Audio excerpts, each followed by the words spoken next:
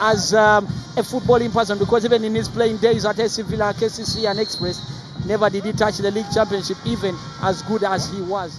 Tries to get the ball up front, but easily cut out. Well, it would be in Vipers' best interests to snuffle out this game as early as possible. And here comes Kambale to do just that. His very first attempt at the goal, and it's straight into the back of the net, marking his second goal for the Venoms and giving them a lead in under 6 minutes. The Gets still have many of the Vipers fans still streaming in. Just directed it back into the path of Kambale, who was not marked at all. You just see that, and that was very poor marking coming in now from BUSOGA United. And once Kambale gets into that position, goals behind Chitara in terms of goals scored. Yeah, and that's about the same number they are behind KCC in terms of goals scored. 2 goals behind KCC. Yeah. They have 24, KCC 26. As a chance comes here, ball cleared away. I just don't think that was the right decision to keep the ball as high as it was lifted to Agremadoy. Torach. Now this is good play coming in, and Hunis, chance here to the captain. Shoots to kill, silencing all the doubters, reminding them why he is the man at the front. Leading by example, Milton Karisa doubles the tally. Some beautiful skills to control, real sporting and quite athletic there. What a finish. Yeah, that was well taken down by It on to Kaiua, under pressure from several Vipers players, eventually manages to release his pass. You can say literally BUSOGA have only had 2 excursions into the Vipers Sports Club final third. One was a corner, the other was a failed attempt by Ajo at pleading for a penalty. Shot comes in from distance. Well, he doesn't have a lot of support, and as he has done a couple of times now, will look to retreat rather than to attack. And the referee, Lucky Kasalire, signals the end of the first 45 minutes in this particular half, and it's been one-way traffic. Will have to triple their efforts if they're to even get anywhere close in this game. Jermaine Egesa here, John Viaren Simbe with me, as Vipers pick it up from where they left it off. Anticipated here, and it's the end of the game for Bright Anukani.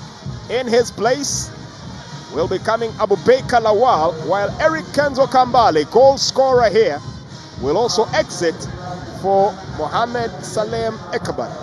Well, I don't think that is a surprise at all. If you look at the kind of tempo that they were playing at, and the contribution that we've seen from Anukani since his pass that resulted in the first goal, we haven't seen so much from him. So I guess the coach realized that he was not playing with that much desire and motivation, so why not bring on somebody like Lawal, who probably want to seize the moment.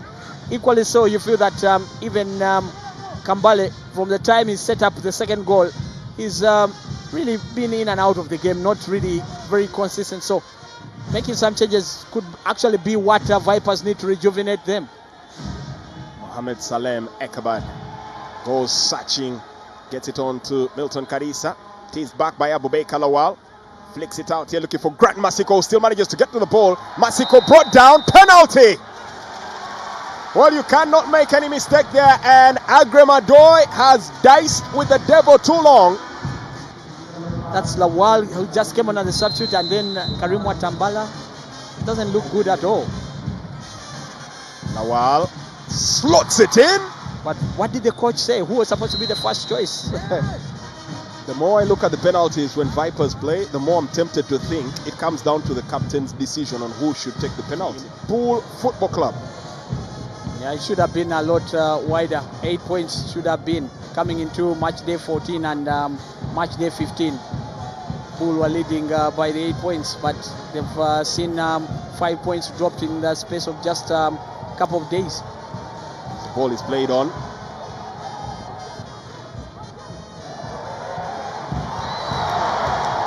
Opportunity that was for Karim Watambala to get himself on the squash sheet. He's had a good game by and large, just that he's not been able to get on the score sheet.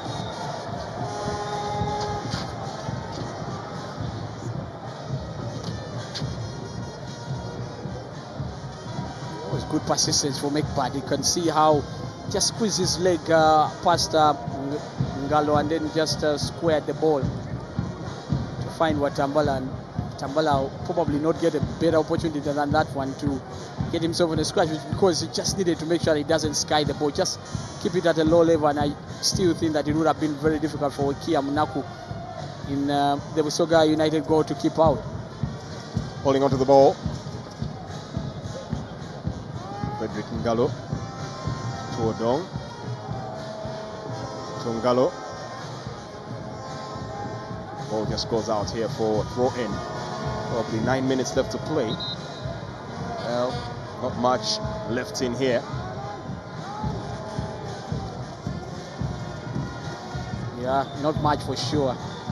I'm sure right now for BUSOGA United, all that they are hoping for is that the final whistle goes earlier than later. They wouldn't want to concede more goals that would really leave them clearly humiliated.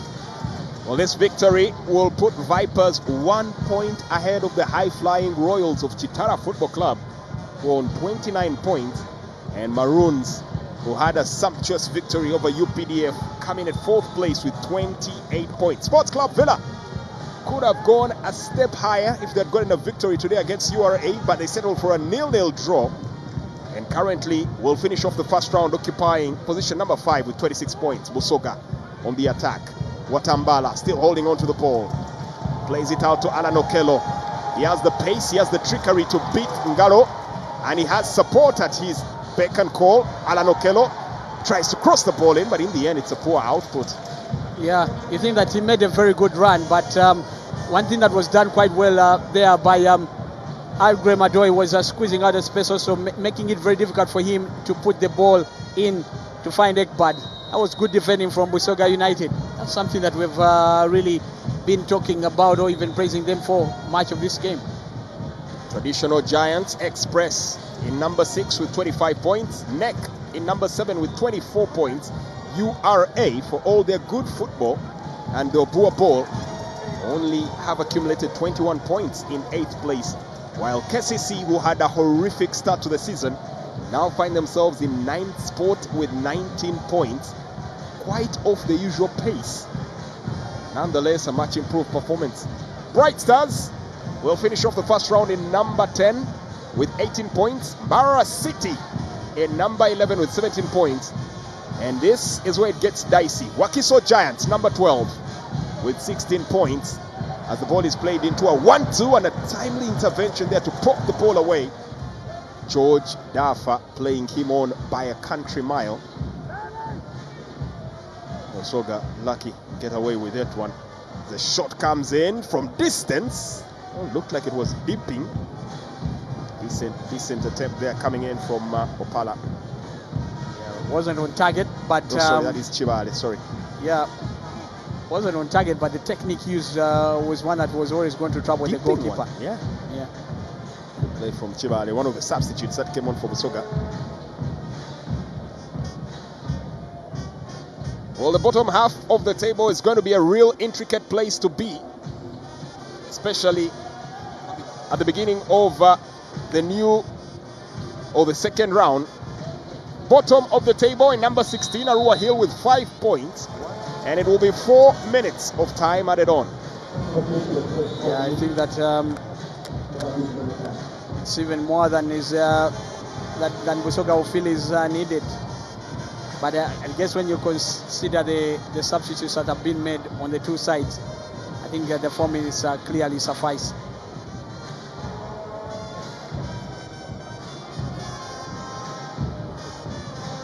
Well, not much left in this one.